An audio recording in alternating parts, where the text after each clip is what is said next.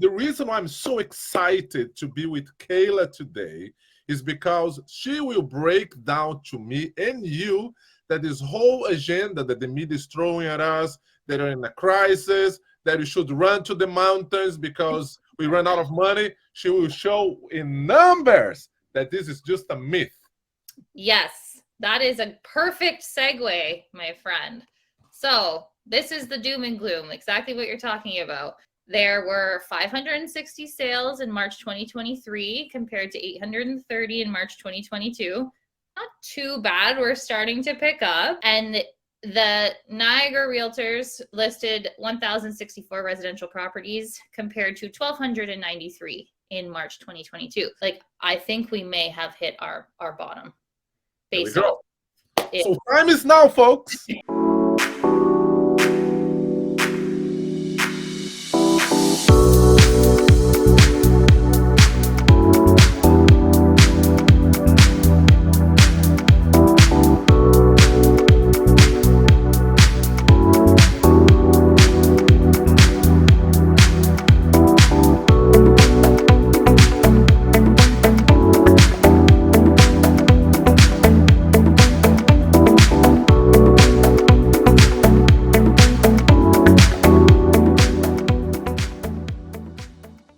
Hello, everyone. Sandro, your host for the Canadian Real Estate Channel. I'm hosting this month.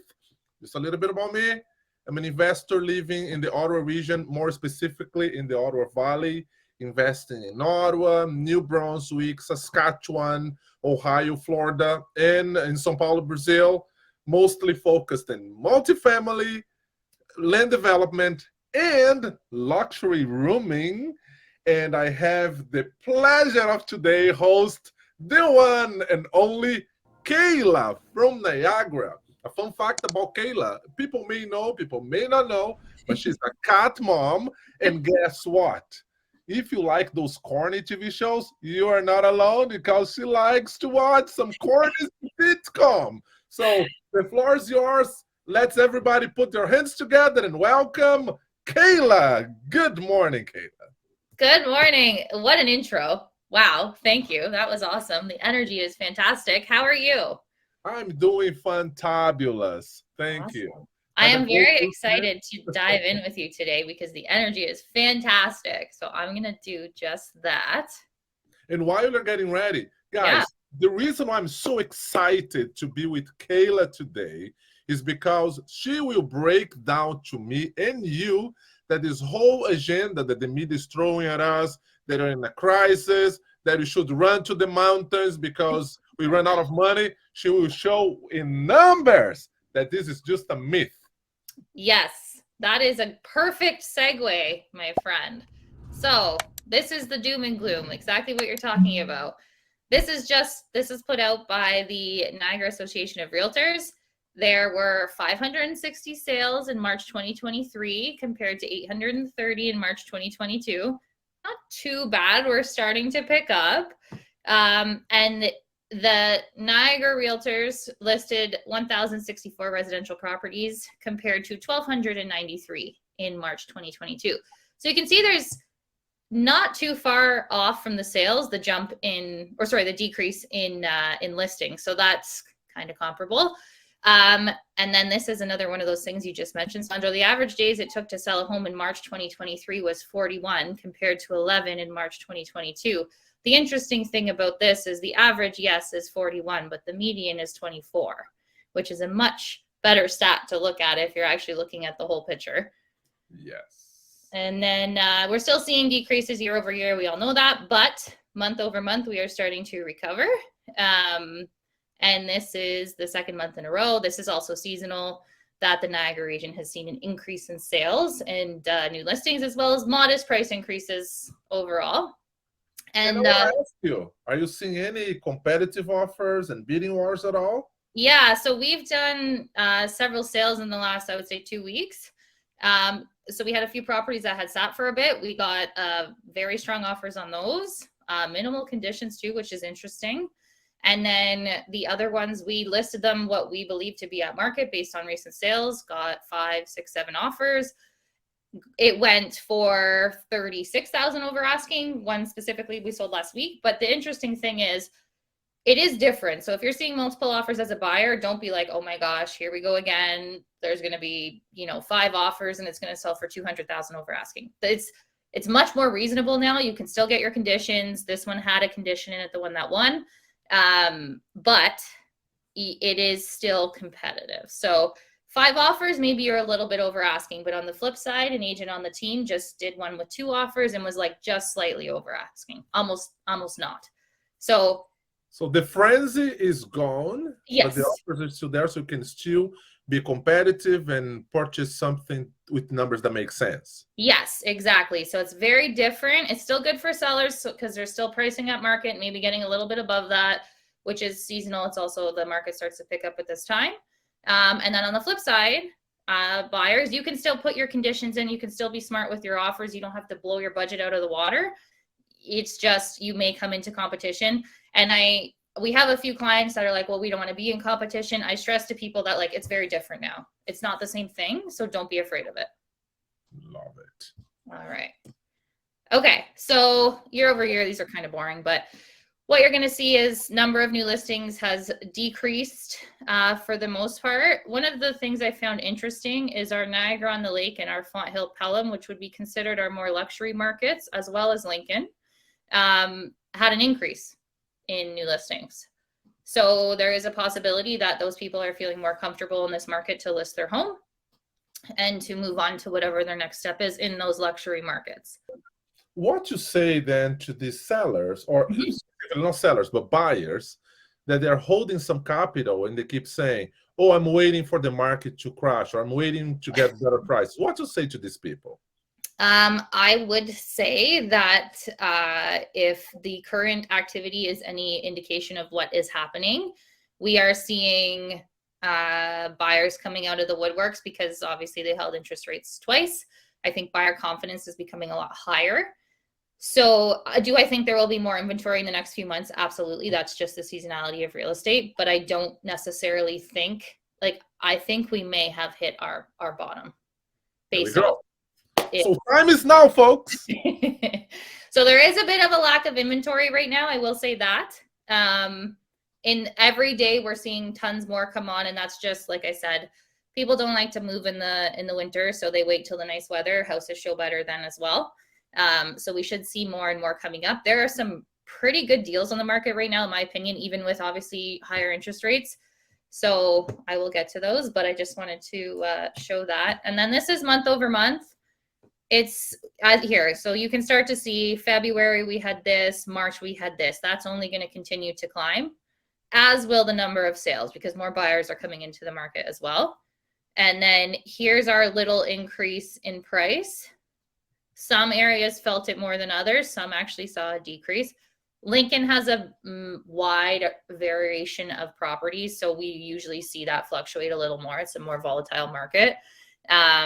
But yeah, so you can see just a slight increase across the board. Not bad. And then average days on market did go down, but again, with the caveat that average is not a good way to measure this, because we have some luxury homes in our market that will sit for 300 days before, the perfect buyer comes along because they're so expensive. And on the flip side, we have houses that are selling in a day. So average, not the best stat for this. This is another thing I wanted to show. So ignore this because obviously we don't have all of the stats for April yet. And that's what it's showing. But you can see that we're in this weird bubble. So I showed basically from COVID to now. Beginning. Wow. What is interesting that, and I talked to many investors like us, and it's like, wow, prices during COVID, they went to the skies, so they got to come down. But when I look to this graphic. This is new listings. Okay, new listings. Yes. So even when pre-COVID, we are at higher prices than even pre-COVID. So so this one's showing the new listings that have come on the market. The interesting thing is this was before COVID happened. So March, obviously that's when everything took place. We had a bit of a dip because everyone was like, what the heck is going on? And then it went back up. But this was when everything was nutty. Yes. Here. And then it was still very busy here. And then, interest rates started to do their thing. Yeah. We have more listings now than we did at any of these times. And then this is showings. So I just wanted to show, so we hit a peak right before COVID with showings, obviously went down. But what I wanted to show, so the peak of the pricing is right here for showings. Okay. Here's where we are right now. It's busy. Actually, very busy. Yeah, so this is just from Broker Bay, which is just one system that you can book showings on. It is, I would say, the most widely used. But I just thought it was very interesting that we are seeing more people out and more showings being booked in this system than we did even when things were crazy. So it's the confidence is there, right? Yeah, like it's not like it's dead out there, which everyone, like, we've heard that it did definitely take a dive here, but you can see that's just seasonality. Yes, it happens, and right down here as well. So just wanted to kind of set the scene for people. People are out there. People are looking at houses. Our open houses have been busy. Everybody that is obviously looking to buy seems to be okay with the current climate that they're in. So yes. And keep in mind, on top of this is one thing that we keep addressing in our conversations, that we see more people as, like, not just the immigration ratio going up, but the whole unfortunate war in Russia and Ukraine is bringing also a wave of new people to Canada. They need a place to live. Yes. We are, like, so far ahead from even having enough inventory for the internal demand, let alone everybody coming from the outside. Yeah, we actually have Ukrainian refugees as tenants, and they're wonderful. And we're seeing more and more people asking for assistance in finding rentals for that. So definitely, and those people are likely going to stay and buy houses. And then we have this projected immigration number that's through the roof, and it hasn't even happened yet. So definitely a lot to keep in mind if you are planning on purchasing, or you're an investor or something like that. Okay, I like to do a little deal segment. This is it. So the reason why I included this one again is because there was just a price drop. Okay. Oh. Yeah. So the days on market has actually gone up. It's been sitting for quite some time. And I believe the reason partially is because St. David's actually has a period beside that. But anyways, that's another thing. But currently rented for $4,700 per month. This is very good. And question. Yeah. Is this a property that we could convert into, like, put an SDU on it? So the more interesting thing, in my opinion, about this one is it's on a 75 by 110 lot, and about 5 houses over, one of these got knocked down, and they built 3 semis with 2 units in them. Oh, wow. And then each one of these semis, they went for how much?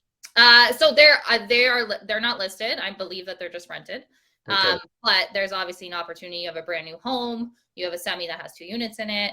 So this is the exact lot. It's been done just down the street. This is maybe a 10 to 15 minute walk from Brock. It is maybe a 2-minute drive, and it is a straight shot down the street. So this is what we call a hot deal. So that's why I wanted to bring this one up again. It's been sitting for some time. I've been through it several times. I lived in a student house. As far as student houses go, not bad. Oh, wow. This is another student house. This is in my area. So you have 5 beds, 3 baths. It was built in 95.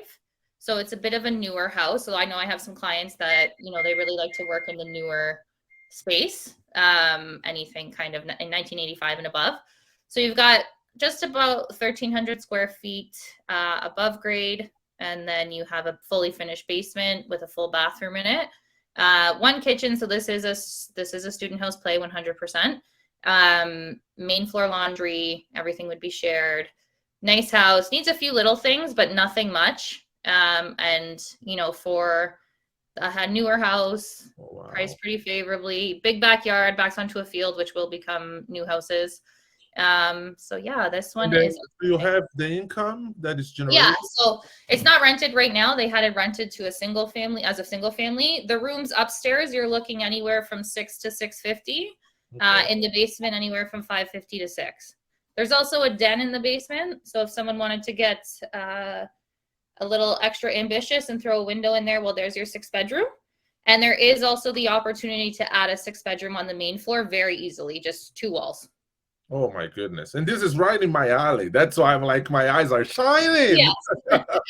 So, and the backyard is huge, which for some people is great. For other people is a bit of a deterrent, but the bus stop is, there's a path right to the side here that you can walk through. You walk behind the houses, there's a bus stop there, or you walk down the street and there's a bus stop there. And there's tons of street parking. It's 10 to 15 minute bus ride to Brock, 2-minute drive. Very, very close. And also kind of close to a few different amenities. The highway's right there. This could be a family home as well. Yes. But for the investor portfolio, I would say obviously it would work very well as a student rental.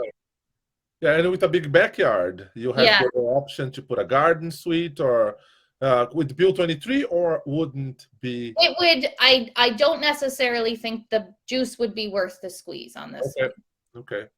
But with that said, so this is interesting because this is where I house hacked in this area.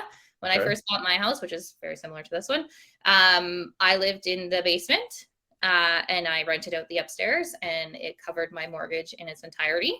And is also why we've been able to continue investing, kind of at the rate that we have. So for all the house hackers out there that are looking for a nice house in a nice area, this could be an option for you as well.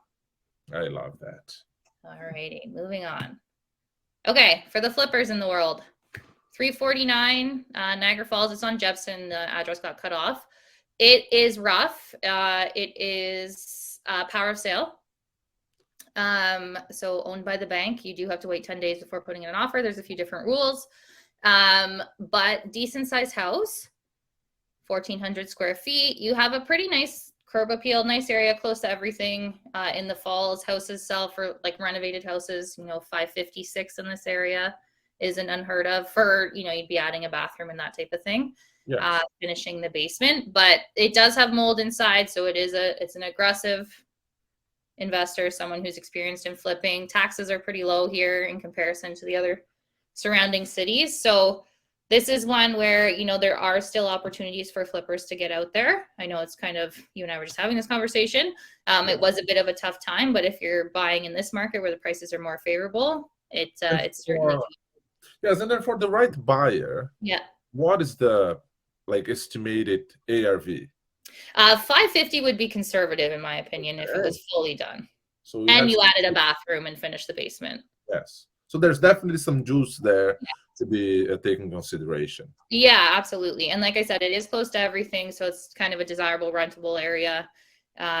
So that is where I like to kind of go over a bunch of different strategies, just because I was actually on the phone with a first-time investor yesterday, and we've set it up, and we like to do this with our first-time investors to go and see kind of a bunch of different strategies to see what kind of speaks to them, because I find first-time investors struggle with that because obviously there's shiny object syndrome. You never know what direction to go in. And I remember buying my first property after the one that I house hacked.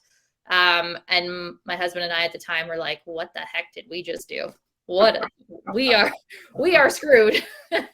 But I mean, it was 270,000 fully reno 2-unit. It was not a bad investment looking back at it, obviously. And I think we all have that moment where we, one, don't know where to go when we're starting, and two, after we buy it, have a moment of, oh shit, for lack of better terms. And then we all look back at it and go, oh yeah, that one, that's one of my favorites. So just as a preface into what I dealt with my husband.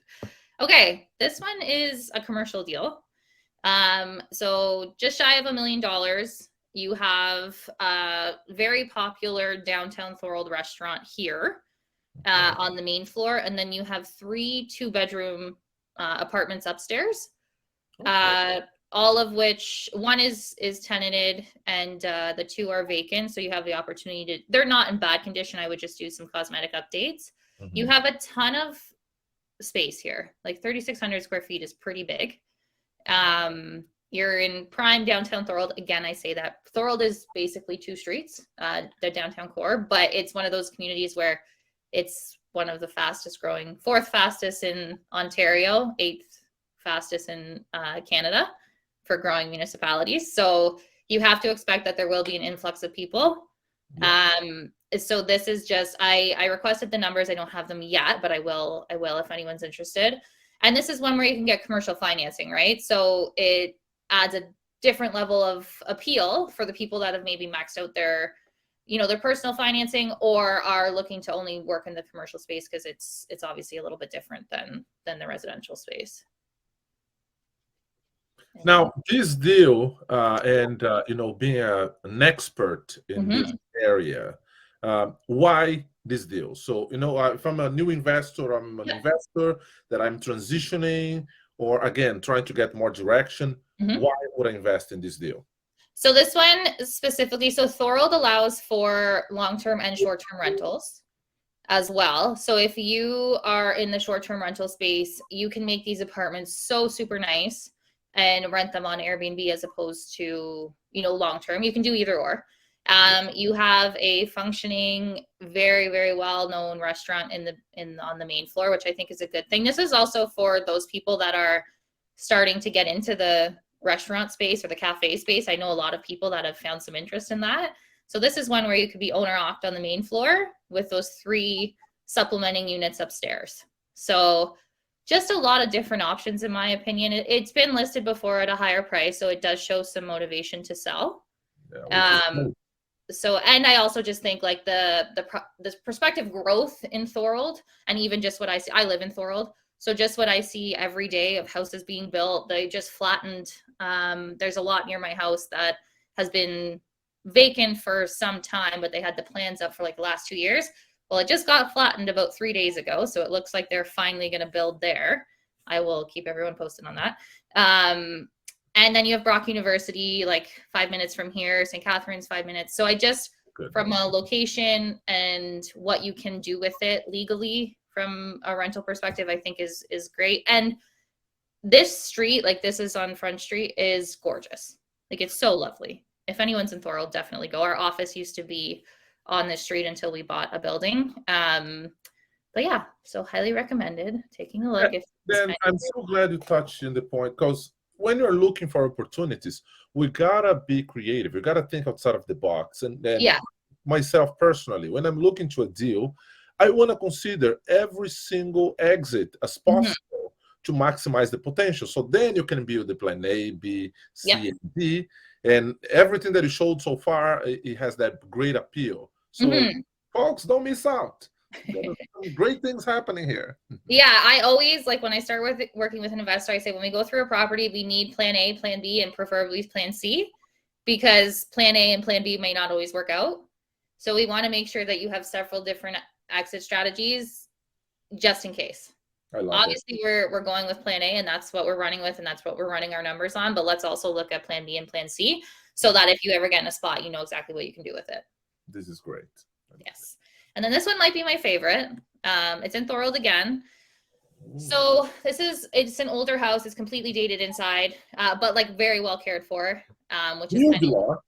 Yes, huge lot. And that gets more interesting, and I'll show you why after. But so 549.9, you've already got 5-bed, 1 bath, 1 kitchen. This house has like 4 different entrances depending on what side of it you're on. Oh, wow. It's zoned to be a multi. So it's zoned R3, which is make into a multi-unit. You have 2,300 square feet to do it. That's without the basement. The basement is lower here, so you wouldn't be putting a unit in the basement, but you have the space just with the upper floors to do that. Taxes are actually decent here considering the lot, and the taxes in Thorold seem to be a bit higher. But the more interesting thing is you can do all of that, and then this 77 by 165 lot can be severed, which I confirmed with the city. And you'll see that you don't actually have to get rid of the current house to sever it. Because the house is very well placed. So you can pick it up for $550. It's, I mean, bearing no multiple offers, of course, but that's what it's listed at. And they're accepting offers anytime. They're not holding offers. You can get this house that has been seemingly very well maintained, very well loved, very dated, but in like a very nice way.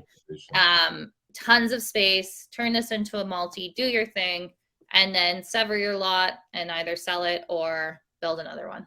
And I'm just curious. So let's say I want to just take advantage of the possibility of severing the lot, especially because it looks like a corner lot. Yes, it is. Yeah. So I buy the property, let's say 550, I buy the property, and then I sever the whole back.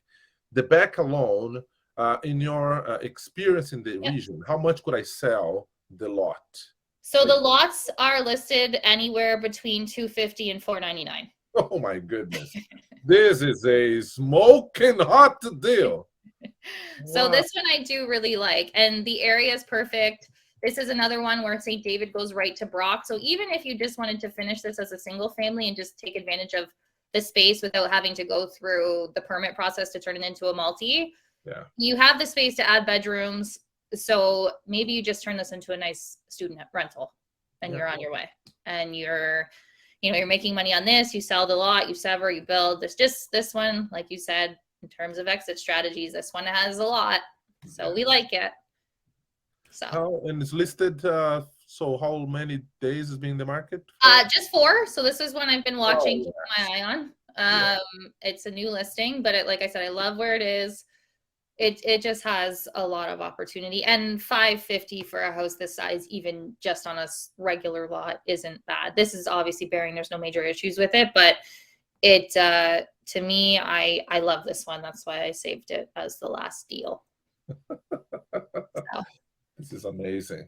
Yes, I actually know a few investors that's all they do. They look for properties that they can sever and sell the lot, and then when you actually look to the profitability, you are doing. I mean, you do some work, filling the paperwork and not, but consider 2 other strategies. It's a very interesting kind of what you call is there's an expression to say the underdog kind of strategy, right? And this one looks just like one of these. So these are like my favorite. I would be putting an offer in this if I didn't just buy one that's very similar to this. It's literally 2,200 square feet on a 78 by 130 lot down the street from here. So, and it's just actually ours is older. It was built in 1890. It was a heritage house. It was a bunch of different things. So I just bought this very thing basically down the street. So that's how much I believe in it. So there's that. I'm just waiting for it to close. Or get the right partner to do it. Yes, exactly. The guy that one of our JV partners messaged me and was like, let's buy it. Okay. And then the last thing I wanted to point out to people, that's just a lot, is as much as you're getting your, your daily listings from hopefully an investor savvy realtor, and you're also getting just like the listings that they send you and the ones that you're seeing, it's just as important to be on these sold and just rented lists. So you know what's going on in the market. So you can see what things are selling for. 1, it keeps you kind of in the loop on what your properties are worth. But 2, it also gives you an idea of when you're looking at a property, what it might be worth. So this is I just pulled a small snippet of it. There was obviously more that were higher priced, but these are all with walkout separate entrances for the people that are still looking to do like a duplex or a triplex conversion. So that's kind of what would come to you. And then you can actually go into each of the listings. You would click into it. You can look at all the pictures. You can look at the size.